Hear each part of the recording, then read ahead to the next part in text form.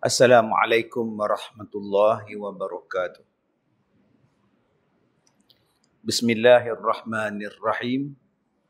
Alhamdulillahi rabbil alamin. Wassalatu wassalamu ala rasulillah wa ala alihi wa ashabihi ajma'in.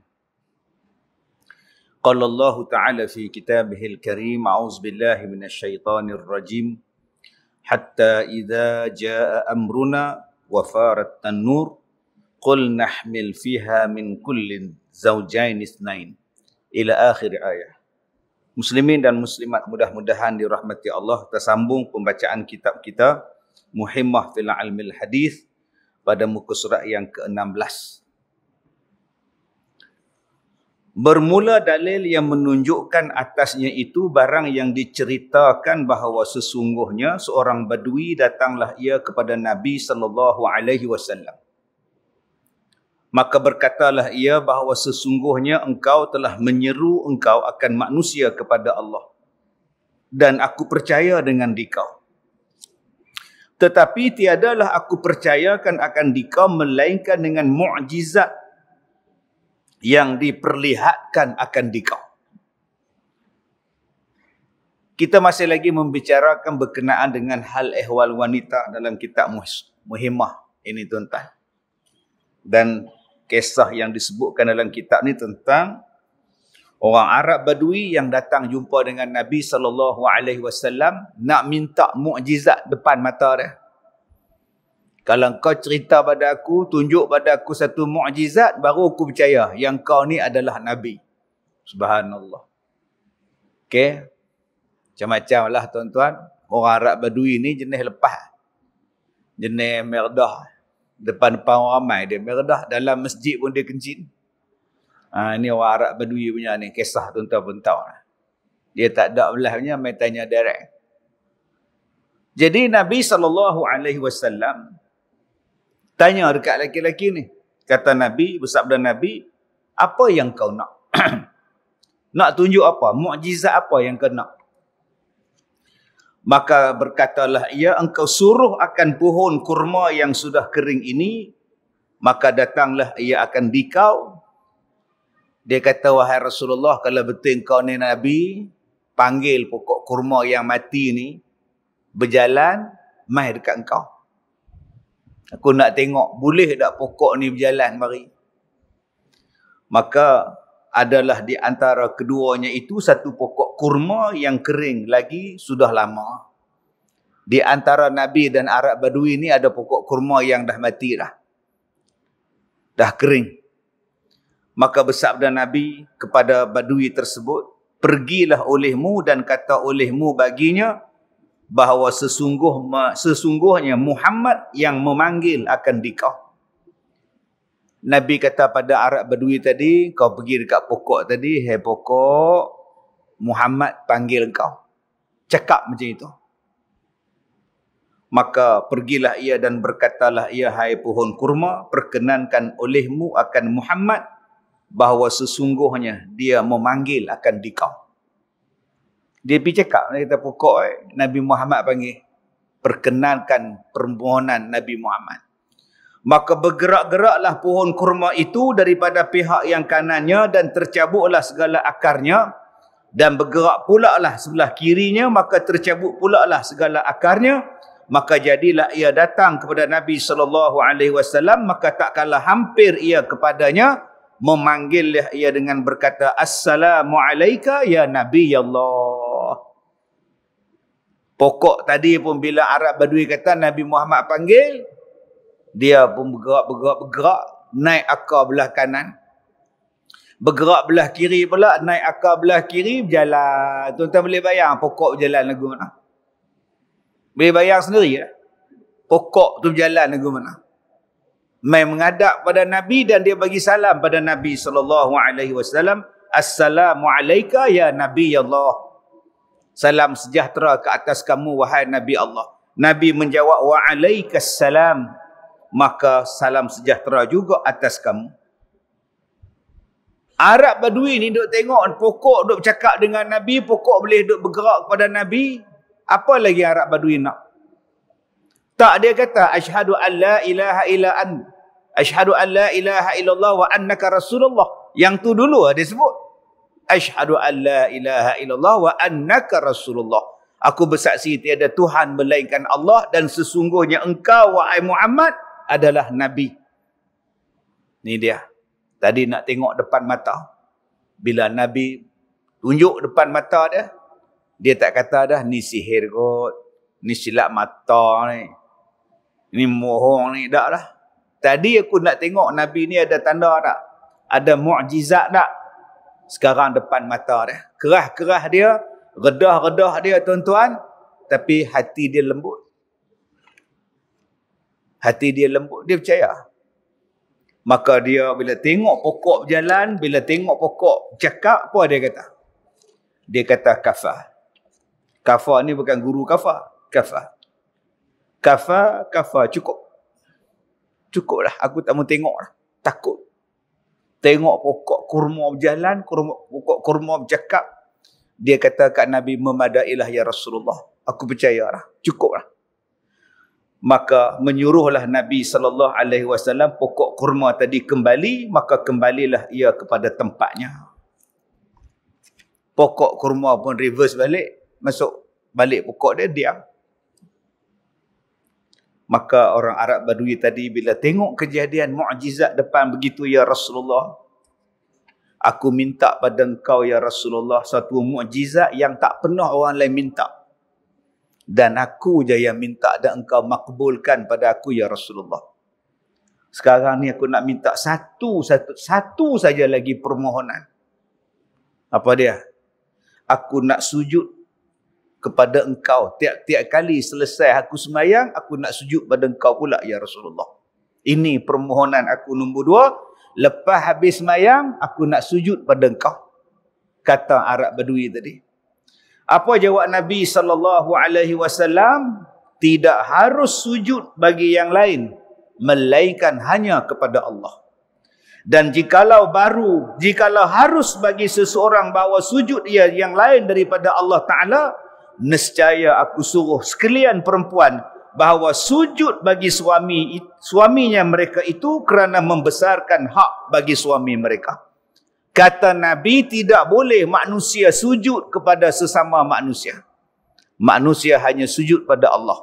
Dan kalaulah boleh manusia sujud sesama manusia, kalau boleh, nescaya aku suruh isteri sujud pada suami mereka kerana membesarkan hak suami. Tapi pak saya tak boleh sujud, isteri pun tak boleh sujud pada suami.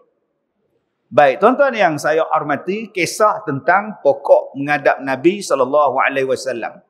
Bila diminta oleh Arab Badui tanda yang Nabi itu adalah Nabi. Yang kedua, ada pelajaran daripada kisah ini yang kita nak tengok pada malam ni insya-Allah. Jadi tuan-tuan yang saya hormati, zaman sekarang ni zaman orang bercakap tentang iya ke? Iya ke? Soalan dia. Iya ke? Contoh, orang nak guna otak, nak guna akal. Dia kata, Ustaz, soalan, silakan. Hari kiamat ni terjadi hari apa? Hari Jumaat. Hari lain, Nabi kata hari Jumaat. Jadi kalau Jumaat kita, negeri lain masih hari Khamis. So macam mana? Kita Jumaat, tapi setengah tempat masih lagi Khamis. Macam mana cerita? Itu satu soalan. Ustaz, kita Lailatul Qadar, malam ke siang? Nama pun Lailatul Qadar. Kalaulah berlaku Lailatul Qadar belah malam di Malaysia ni, masa tu Arab masih siang. Maknanya macam mana Ustaz? Dah berlaku dah di Lailatul Qadar di sebelah Malaysia. Nuh sebelah sana duduk siang lagi. Maknanya mereka tak jumpa Lailatul Qadar. Ataupun Lailatul Qadar jumpa dekat mereka belah malam mereka. Siang kita tak ada. Tuan-tuan nak jawab apa? Dia kata malam Lailatul Qadar tu sekali ke banyak kali? Kita kata sekali. Habis tu malam tak sama. Belah sana siang, belah sini malam. Belah sini siang, belah sana malam. Bila masa berlaku Lailatul Qadar ni Ustaz? Oh, sudah. Tuan-tuan nak jawab apa kalau orang tanya macam ni? Duk pikir. Betul no. Bahasa halus ya. Ngesiat dengan bulu kening duk angkat. Betul no. Ini zaman orang duk fikir. Orang duk fikir, dia guna logik. Dia guna, dulu kita setakat kita tanya, kalau orang tu makan, dia mati, makan dek boya, malaikat nak soal tak mana? Malaikat muka nakir nak soal tak mana? Ustaz, duduk dalam perut boya. Kubur tak ada. Dulu orang setakat tanya yang tu je. Lah ni tanya dia advance. Tanya dia advance. Ustaz, Dajjal kalau dia mai, dia boleh buat macam-macam. Tu nak panggil apa? Nak panggil mukjizat ke? Nak panggil istidraj ke? Nak panggil sihir ke? Nak panggil ma'unah ke? Nak panggil karamah ke? Dajjal boleh belah kepala orang, boleh cantumkan balik, boleh hidup. Tu nak panggil apa? Allahu Akbar. Yang paling terbaru saya tengok ada satu orang petikai tentang kapal bahtera Nabi Nuh alaihi salam. Bila kita kata Nabi Nuh tu bawa binatang-binatang berpasang-pasangan naik dalam kapal dia. Soalan dia, binatang tu tak mandi ke tak? Soalan nombor 2. Binatang tu macam-macam. Rimau tak makan ke binatang lain? Bahtera tu besar mana Ustaz? Zirapah tinggi pun sama kepala dia macam pokok nyok. Besar mana Ustaz? Tak adakah binatang sama binatang tu bergaduh? Mereka ni makan apa Ustaz? Stok makanan Nabi Nuh bawa lagu mana banyak dia? Macam mana pula yang 80 orang umat Nabi Nuh tu makan apa dalam tu? Stok makanan dia mana ada? Mana ada peti air ke apa-apa nak simpan makanan daripada freezer ke frozen apa benda tak ada pun. Oi. Macam mana Nabi Nuh bawa binatang Ustaz? Koala duduk di Australia. Koala duduk di New Zealand, Australia. Binatang koala. Penguin Nuh duduk dekat Antartika. Bila masa penguin tu datang dekat Arab? Betul ke tak betul cerita ni? Oh sudah tuan-tuan. Ni nama dia guna kepala otak. Dia tanya lebih daripada 30 soalan tentang bahtera Nabi Nuh alaihi salam. Kita jawab satu Kita jawab satu Kamu daripada apa dijadikan? Daripada tanah. Kamu dijadikan daripada apa? Air mani. Cuba beritahu kat saya, macam mana air mani boleh bercakap? Macam mana air mani boleh jadi otak, boleh jadi jantung, boleh jadi buah pinggang, boleh jadi darah, boleh jadi gigi? Beritahu. Macam mana air ni boleh berjalan, boleh buat kereta, air ni boleh buat kapal terbang, air ni boleh ada rupa pula. Beritahu. Ada jantung semua, ada perut, ada usus, ada tulang. Hanya daripada air Allah Ta'ala jadikan min nutfatin amsyaj. Kamu tak boleh jawab. Senang jawapan dia. Tidak ada apa yang susah kepada Allah. Tidak ada apa yang mustahil kepada Allah. Setakat nak letakkan binatang dalam kapal tu, tak ada apa susah bagi Tuhan. Yang menjawabnya bukan kita. Yang menjawabnya ialah iman, kepercayaan. Dah Allah kata Nabi Nuh itu diperintahkan oleh Allah supaya bawa binatang berpasang-pasangan dalam kapalnya. Habis. Benda ini disebut oleh Allah dalam surah Hud ayat 40. Allah perintahkan kepada Nabi Nuh alaihi salam bawa binatang berpasang-pasangan naik atas kapal. Macam mana Allah nak bagi makan, macam mana Allah nak uruskan kehidupan mereka dalam kapal, itu kan urusan Allah. Masya Allah. Yang kedua, pemahaman kita mengatakan orang dulu-dulu tu bodoh, tu masalah. Yang pandai kita, kita duk anggap orang dulu bodoh, jahil, purbakala, zaman batu. Tuan-tuan cuba tengok dalam surah Al-Kahfi. Surah Al-Kahfi itu. Am hasibta anna ashabal kahfi wal raqim Am hasibta anna ashabal kahfi war raqim kanu min ayatina ajabah. Apakah kamu menyangka bahawa kisah pemuda-pemuda gua dan apa yang dirakamkan itu termasuk dalam tanda-tanda yang luar biasa? Ajaib sangatkah manusia 309 tahun tidur? Ajaib sangatkah kata Allah? Yang kamu nak rasa hebat sangat kamu bertanya Nabi tentang Ashabul Kahfi? Yang kamu rasa hebat sangatkah cerita tentang Ashabul Kahfi ni? Hebat sangatkah cerita tentang Ar-Raqim? Tuan-tuan kena tengok. Allah Ta'ala sebut perkataan Ar-Raqim. Ar-Raqim tu apa? Saya cakap Ar-Raqim ni pasal malam ni, mereka rakam. Ada kamera 1, kamera 2, kamera 3, 4, 5, 6, 7, 8, kat 10. Ada 9 kamera yang merakam. Rakam bahasa Melayu, bahasa Arab, Raqim, Raqama, Raqam. Dia ambil pada bahasa Arab. Maknanya perbuatan merakam tu bukan zaman tuan-tuan tu. Zaman Ashabul Kahfi Allah dah cerita dah. Am hasibta anna ashabal kahfi war raqim. Yang mereka duk raqim dekat tulis dekat gua tu. Gambar-gambar tu. Dah ada rakam. Sebab tu dulu orang cuba nak menghidupkan gambar-gambar yang dilukis di gua, di pintu-pintu gua dalam bentuk bayangan. Supaya benda tu boleh bergerak. Dah ada dah tuan-tuan benda-benda tu. Jangan kita menganggap bahawa zaman dulu adalah zaman kebodohan. Zaman Nabi Adam ni dah Allah ajar dah semua benda dah. Wa 'allama Adamal asma'a kullaha thumma 'aradahum 'alal malaikah. Kemudian kami mengajar kepada Nabi Adam nama kepada semua benda-benda. Dan kami tanya kepada malaikat, ni nama apa? Ni nama apa? Malaikat tak boleh jawab. Yang boleh jawab Nabi Adam AS. Tetapi bangsa penjajah menjajah negara-negara Islam, menyebarkan sistem pendidikan dia. Dia mengatakan bahawa orang zaman dulu bodoh. Orang zaman dulu tak erti apa. Orang zaman dulu jahil. Manusia moden ni yang canggih. Subhanallah. Cuba tuan-tuan fikir dengan kepala otak kita. Kalau Nabi Nuh boleh buat kapal yang begitu besar, takkan rumah tak boleh buat. Kalau Nabi Nuh boleh buat kapal yang begitu besar, takkan baju tak boleh buat. Punya canggih kapal dia, berapa tingkat kapal dia. Tuan-tuan duk pergi port, Penang port tu. Duk tengok krus. Besarnya daripada jambatan duk nampak lah.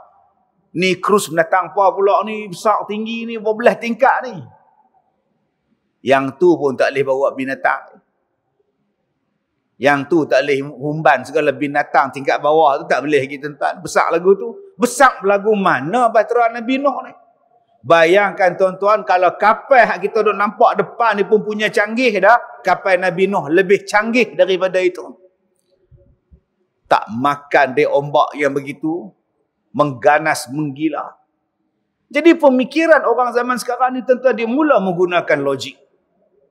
Maka dia mula mempertikaikan. Mai tanya kepada hak Nabi Muhammad cakap dengan pokok ni. Lagi, bolehkah pokok berjalan? Bolehkah Nabi Muhammad naik ke langit Isra' dan Mi'raj? Nabi mimpi kot. Bolehkah Nabi belah bulan? Bolehkah Nabi keluarkan ayam daripada jari dia? Dia guna logik. Dia tak tahu ada satu benda yang dipanggil mu'jizat. Yang luar biasa, yang berlaku kepada Nabi-Nabi dan Rasul. Nama dia apa? Nama dia mu'jizat. Ada Nabi yang tak mati sampai lah. Logik akal dia kata mana tak mati pula. Kita ni berapa tahun sangat boleh hidup. Pasal hang memang umur 60 mati. Manusia biasa umur 70 jalan. Umur 80 tak lama dah. Umur 40 bila-bila boleh mati. Yang hak ditangguhkan kematian ni Allah Ta'ala bagi kat Nabi ni. Allah Ta'ala tangguh bagi kat Nabi yang ni. Itu mukjizat untuk dia. Kelebihan untuk dia. Bila tak ada iman tuan-tuan. Jadi lagu tu. Sebab tu orang sekarang ni. Hak terlebih iman pun kita takut juga. Yang terlebih iman tuan-tuan. Terlebih iman. Kita beriman pada Allah. Ya, hampa duk beriman dengan Allah. Esok kita kena tanya dalam kubur, man rabbuka? Hampa jawab Allah. Allah tu Tuhan ke? Allah bukan Tuhan, dia alif lam lam ha je. Dia bukan Tuhan, dia nama je. Allah tu hakikat dia apa? Sudah tuan-tuan. Ada juga ustaz mengajar lagu tu. Naik pening kita. Alif lam lam ha tu nama dia, tapi Tuhan yang sebenar itu apa? Lah, tu nak kata apa lagi? Ini orang sekarang ni, hakikat tak ada. Aduh, dia ni. Saya ada terlipat tang mana. Dia belajar lagu mana? Dia kata, Allah tu Tuhan. Yalah, nama dia Allah, alif lam lam ha. Kalau tak ada alif, tak jadi dah. Lah. Kalau tak ada ha pun tak jadi Tuhan dia. Astaghfirullahalazim. Apa nak jadi ni tuan-tuan? Kena tapih sungguhlah tuan-tuan hari ni. Sebab hari ni orang tak mau mengaji di masjid. Masjid pula baru buka. Dulu tak ada, setahun dua tak ada kuliah. Bila tak ada kuliah di masjid, orang beralih kepada media sosial. Jadi sial sungguh. Siang malam sial, duduk belajar dengan orang sial. Yang ni. Jadi kita tak payah sembahyang. Tak payah sembahyang, nampak dia kata apa tu. Siapa sembahyang celaka. Fawailul lil musallin, nampak tu. Selagi tak khusyuk jangan sembahyang. Aku selama ni berdosa sembahyang tak khusyuk. Astaghfirullahalazim. Pasal apa? Pasal dia main. Bila satu ruang kosong, bila satu ruang dibiarkan kosong, akan ada orang lain yang akan ambil tempat kosong tu. Sebab tu benda-benda tu jangan bagi kosong. Isi pengajian yang betul. Supaya tak dibetulkan, tak diambil oleh orang-orang yang tak betul ni tadi tuan-tuan. Benda yang tak betul, kalau diulang berkali-kali, orang akan jadi betul. Benda mohong, kalau tiap-tiap kali ulang, lama-lama jadi betul. Sebab tu benda yang betul, kena cerita sentiasa. Supaya melekat dalam jiwa kita. Satu, kita tengok daripada kisah, pokok yang berjalan ni. Yang kedua, adakah pokok tu bercakap? Adakah pokok tu memahami apa yang kita cakap? Subhanallah. Dulu petua orang tua-tua, kalau pokok tak berbuah, dia bercakap. Siap dia takik pokok pelam. Dia takik pokok nangka. Pokok cempedak. Kalau tak buah, aku tebang. Saya ada kebun. Saya nak buat pondok baru dekat Sungkai. Kebun durian. Pokok dia tinggi pada tiang tu. Sebatang, tegak. Dahan dah 4-5 di atas. Saya kata bilalah nak buah pokok tinggi melanjut. Dahan pula tak ada. Saya kata tebang lah. Kita buat pondok lah sini. Buat pondok pengajian. Hak di Ipoh tu pun penuh dah. Tak muat-muat dah. Tak pernah berbuah tuan-tuan. Satu hari saya duduk buah pokok tu. Saya tepuk dah. Tebang buang lah. Kita buat pondok. Tahun tu berbuah tuan-tuan. Sungguh saya tak bohong. Hak jaga kebun tu kata, Datuk, alhamdulillah ada rezeki kita, Datuk. Berbuah, tak pernah buah tuan. Sudah. Ini orang tua-tua dulu, dia kata tepuk pokok tu. Saya tak tahu, bukan tak apa sajalah. Buang bil lah pokok ni. Dia dengar tuan. Tak tahu bohong tak bohong. Tak percaya tanya orang perempuan yang duk rajin cakap dengan pokok bunga. Tengok isteri tuan-tuan duk cangkung bawa gunting, duk potong pokok bunga, duk cakap seorang. Ni kalau bunga lawa cik weh. Tak tahulah tengok pokok bunga sebelah lawa. Seorang duk kurip siapa? Aku bagi baja dengan ni apa ni? Duk cakap dengan pokok bunga. Anak duk ngendak go tingkap. Mak tak betul. Bila tanya dekat dia, hang cakap dengan pokok bunga ke nak? Lah rasa kalau cakap tu rasa lepas bang weh. Lepas tu dia dengar dia cakap, bulan lepas elok bunga. Sudah entah. Sebab tu ada kajian yang menunjukkan pokok dengan pokok ni pun berbicara. Pokok dengan pokok ni pun guna bahasa mereka. Orang sains buat kajian ni. Cuma kita je tak faham bila masa mereka ni bercakap. Dia gunakan bahasa dia. Binatang pun ada bahasa dia. Kita tak tahu macam mana bentuk dia. Tapi orang yang biasa bercakap dengan pokok ni, dia rasa macam pokok tu dengar lah Ustaz. Orang tua-tua dulu bila tengok pokok tak berbuah, dia ambil telok, diikat dengan benang, pergi gantung situ. Kita tanya pasal apa? Bagi dia buah. Dia telok tak ada lah ni. Buah telok, buah aku. Sudah. Saya kata kalau betul telok betul lah. Yang berkulit telok buat apa? Itu petua, saya tak mau, bukan saya nak ajar so tuan-tuan ikut pula. Ni cerita pengalaman kita jumpa dengan orang yang duk dengan pokok ni. Ada hak duk bercakap, ada hak duk takik pokok. Dia takik pokok tu. Macam-macam tuan-tuan ni cerita saja orang tua-tua dulu. Tak ada kena-mengena pun dengan agama kita. Tapi nak cerita bahawa pokok ni pun memahami bahasa sama-sama mereka. Pokok ni pun ada bahasa dia. Nah, binatang ular tu pun ada bahasa dia. Untuk memahami di antara satu sama lain. Baik, yang ketiga. Yang kita nak tengok daripada kisah Arab Badui ni tuan-tuan yang dirahmati Allah. Tentang kekerasan hati manusia. Ada manusia yang keras hati. Memang tak mau. Dia sanggup mencabar. Berapa banyak orang yang mencabar Nabi-Nabi tuan-tuan. Firaun mencabar. Keras hati. Dia cabar Nabi Musa. Kalau kau betul Nabi, nanti aku kumpulkan ahli sihir aku, bertembung dengan kau. Nak tengok betul tak betul kau ni Nabi. Panggil segala ahli sihir, buat permainan. Buat perlawanan. Mereka tanya dekat Nabi Musa, kamu dulu kan nak campak tongkat atau kami dulu yang nak tunjuk kehebatan kami? Nabi Musa ni bukan ahli sihir. Dia tak tahu nak tunjuk menatang apa. Dia kata, hampa lalu aku tak tahu apa. Aku bukan ahli sihir. Dia tauknya tongkat jadi ular. Mata orang jadi ular nampak. Yang orang ramai pakat duk tengok ni dah. Wah, jadi ular lah. Wah, jadi ular. Nabi Musa ni takut. Bukan takut pada tali yang jadi ular tu. Takut hak rakyat ramai-ramai ni terpengaruh dengan ahli sihir ni. Mereka percaya. Maka Nabi Musa pula campak tongkat. Dia telan habis tali-tali ular tadi ni. Cuba tengok dua jenis manusia. Ahli sihir yang keras hatinya lawan Nabi Musa. Bila dia tengok kebenaran. Mereka beriman. Amantu billah. Amantu Rabbi Musa wa Harun. Amanna bi Rabbi Musa wa Harun. Kami beriman pada Tuhan Nabi Musa dan Tuhan Nabi Harun. Walaupun mereka lah orang kuat dalam drama tu. Orang kuat dalam filem tu. Orang kuat dalam cerita tu. Mereka pelakon utama ni, hero nak tunjuk kata kita ni betul. Tapi bila tengok mereka salah, mereka tunduk, mereka sujud pada Allah, beriman serta merta. Firaun dan tentera-tentera dia bangun.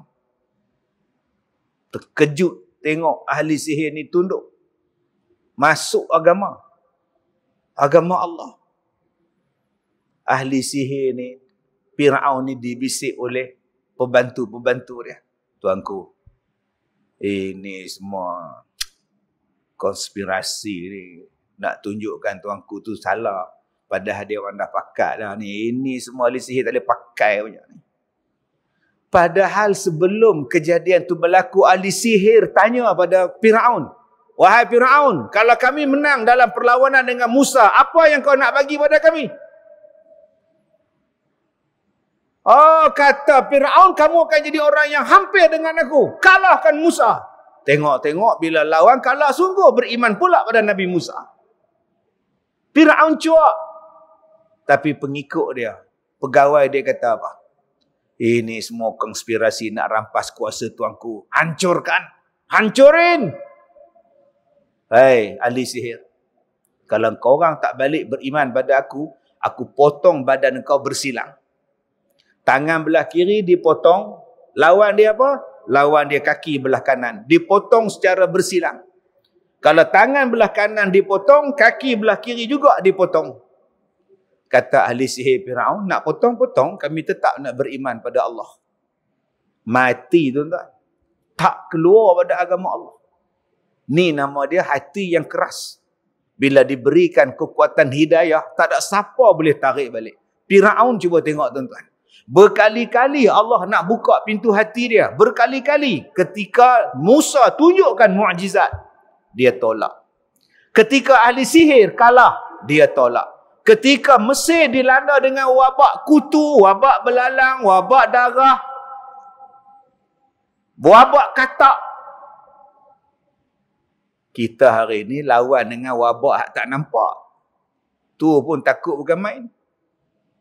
Ni mai hak baru pula ni. Omicron ke Deltacron nama baru pula. Lepas ni tak tahu apa menatang pula nak mai. Hak ni mai hak baru punya. Deltacron. Lepas ni tak tahu macam mati keras pula kita. Varian apa pula? Mati keras kron. Kita takut lah. Ini hak Nabi Musa ni, Firaun ni tuan-tuan. Buka pintu, buka bilik, buka periuk, buka apa-apa pun katak. Kita baru pegang katak geli. Saya ceramah mana ke dulu, lama siang, ceramah waktu siang. Orang panggil restoran yang berdiri. Masa tu saya ceramah lagi, badan kuat lagi lah, tak boleh ceramah kena duduk. Bila bagi ceramah hak jenis berdiri tu, saya berdiri. Kaki ni duk gatai masuk bawah dalam restoran. Bila masuk-masuk rasa sejuk, berduri je tuan ni. Tengok-tengok katak 4-5 ekor lah tu, Allahu Akbar. Naik bulu rumah, kita duduk pijak dah. Bayangkan tuan-tuan kalau balik rumah, dalam periuk ada katak, atas katil ada katak, bawah katil ada katak, dalam selimut ada katak. Katak serang negara Mesir. Buka ayam pula jadi darah. Buka tong saja jadi darah. Buka paip air tu darah. Darah menyerang Mesir. Belalang sampai. Kutu pun sampai. Firaun jumpa Nabi Musa. Kalau engkau berjaya menghilangkan wabak-wabak yang mendatang pada aku, negara aku ni, aku beriman pada engkau Musa. Aku beriman. Nabi Musa pun tadah tangan, ya Allah, hapuskanlah wabak ni, ya Allah. Hapus. Habis. Firaun bila nak masuk agama Allah? Agama Tauhid ni bila? Firaun kata dulu, aku tak percaya sangat. Yang bila dia orang cakap engkau ni ahli sihir. Tapi hari ni depan mata aku, engkau hilangkan segala wabak ni. Baru aku percaya. Sesungguhnya engkau betul ahli sihir. La ilaha illallah. Dia mungkin janji, punya keras hati dia. Allah kata, Musa bawa pengikut hang, buat pergi tempat lain. Nabi Musa bawa Firaun dan tentera dia hambat. Bila sampai dekat tepi laut, terbelah. Faqul nadrib bi'asakal bahr. Dipukulnya laut, terbelah laut. Nabi Musa rintah laut. Bila lintah laut, semua pengikut ikut. Firaun ikut di belakang. Naik kuda dia tu. Naik kereta kuda dia sambil duduk berdiri tu. Kaki kuda dia, roda kuda dia ada lagi tuan-tuan. Tuan-tuan pergi muzium dia ada lagi hak depa jumpa dalam laut. Kereta kuda Firaun naik tu. Dia ada 2 roda, bukan 4, 2. Dia duduk berdiri, kuda berjalan. Tu jenis tu. Ada lagi tuan-tuan duduk dalam muzium. Orang jumpa tempat. Dia boleh berhenti, dia menghadap pada tentera dia. Hoi, tentera-tentera aku. Kamu nampak laut terbelah? Nampak. Sebab apa terbelah? Tak tahu. Sebab dia terbelah. Sebab aku nak lalu. Laut menghormat pada aku. Nampak? Masuk-masuk tengah. Jalan. Berapa kali Allah nak bagi buka pintu hati pada dia. Tapi dia yang tak mau. Depan mata dia, tongkat Nabi Musa jadi ular, makan segala benda. Depan dia, Nabi Musa letak tangan celah ketiak ni, bila Nabi keluar ni, cerah tangan ni. Depan Firaun. Dia tutup pintu hati. Ni dia. Nak kata apa? Depan mata dia laut terbelah. Pun masih dia kata, itu kekuasaan aku. Cuba tengok tuan-tuan, tengok Arab Badui tadi ni. Dia minta satu je. Pokok tu cakap, pokok tu berjalan. Dan bila pokok tu berjalan, dia tak mau tengok hak lain dah. Dia kata, Ashhadu an la ilaha illa anta. Ashhadu an la ilaha illallah wa annaka Rasulullah. Terus masuk Islam. Inilah hati tuan-tuan. Jom kita lembutkan hati. Jangan duk keras hati sangat. Keras hati itulah nama dia takabur. Sebab ada orang lelaki-lelaki datang jumpa Nabi SAW. Dia pakai baju cantik. Dia pakai kasut cantik, semua cantik. Maka dia tanya, adakah saya ni sombong? Pasal baju cantik, kasut cantik, semua cantik. Adakah saya sombong? Kata Nabi, tak. Pakai cantik tak sombong. Pakai bergaya tak sombong. Yang dikatakan takabur ialah dua. Menolak kebenaran. Menolak kebenaran. Dan memandang rendah pada orang lain. Itulah nama dia takabur. Sebab itu Allah Ta'ala sebut dalam Quran, wahai orang yang beriman, ittaqullah, bertakwalah kamu kepada Allah, wa kunu ma'as sadiqin, dan masuklah kamu dalam golongan yang benar. Orang yang tak masuk dalam kumpulan yang benar, itulah tanda-tanda orang tu sombong. Bukan sebab pakai baju cantik, bukan sebab kereta dia besar, bukan setakat rumah dia besar, bukan duit dia banyak tu sombong, bukan sebab rupa parah dia lawa tu sombong. Tak, sombong tu ialah menolak kebenaran. Tak mau terima hakikat kebenaran. Dia nak kata juga yang dia tu betul, dia tu betul, yang orang lain semua salah. Padahal hakikatnya dia salah. Itulah sombong. Sebab itu dalam Quran Allah Ta'ala sebut dua jenis kesombongan yang Allah tak suka. Innallaha la yuhibbu kulla mukhtalin fakhura. Ada dua jenis sombong yang Allah Ta'ala tak suka. Satu, sombong pada kata-kata, mukhtal. Satu lagi, sombong pada apa? Sombong pada fakhur, pada perbuatan. Ada orang yang sombong pada kata-kata. Kata-kata tu sombong belakang. Dia duduk diam, dia lumpuh. Tapi dia sombong. Belagak. Dia belagak, lumpuh, tapi mulut tak lumpuh. Kata-kata dia tu sombong. Belagak. Tak padan dengan sakit. Duk cerita pasal anak dia. Cerita pasal harta dia. Cerita pasal kelebihan dia. Ada orang, tuan-tuan, mulut tak cakap, tapi perbuatan dia jadi sombong. Yang ni yang kita sebut tadi. Menolak kebenaran. Salah satu yang dikatakan sebagai perbuatan yang dipanggil sebagai sombong. Baik. Sikit lagi tuan-tuan kita lihat.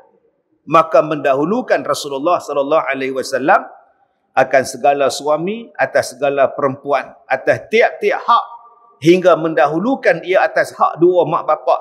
Seperti barang yang datang ia daripada terghaib pada mereka itu pada hak dua mak bapak dan zaujah, atas barang yang diceritakan oleh Sayyidina Umar bin Al-Khattab radhiyallahu anhu. InsyaAllah kalau ada umur kita akan cerita. Betul ke orang perempuan bila dia menikah dengan suami dia, dia dah lepas tanggungjawab pada mak bapak dia? Betul ke isteri kita ni bila dia kahwin dengan kita, dia tak boleh buat baik dengan mak pak dia dah? Betul ke isteri ni bila dia kahwin, tanggungjawab dia bila mak bapak serah pada anak jantan, dia tak campur dah? Betul ke lagu tu?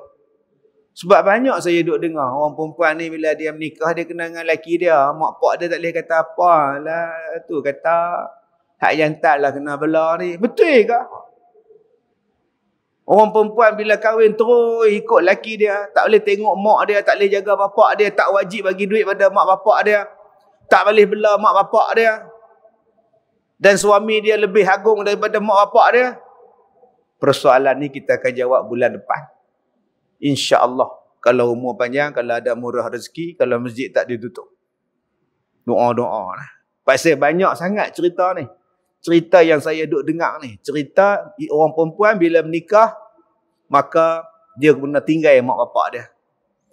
Tak boleh bela dah. Tanggungjawab sepenuhnya pada jantan, pada anak jantan. Betul ke insyaAllah? Kita akan huraikan pada persoalan ini pada kuliah kita yang akan datang. Subhanakallah wa bihamdika asyhadu an la ilaha illa anta wa astaghfiruka wa atubu ilaih. Bismillahirrahmanirrahim. Wal 'asri innal insana lafi khusr illa alladhina amanu wa 'amilus solihat wa tawassaw bil haqq wa tawassaw bis sabr. Sekian wabillahi taufik wal hidayah. Assalamualaikum warahmatullahi wabarakatuh.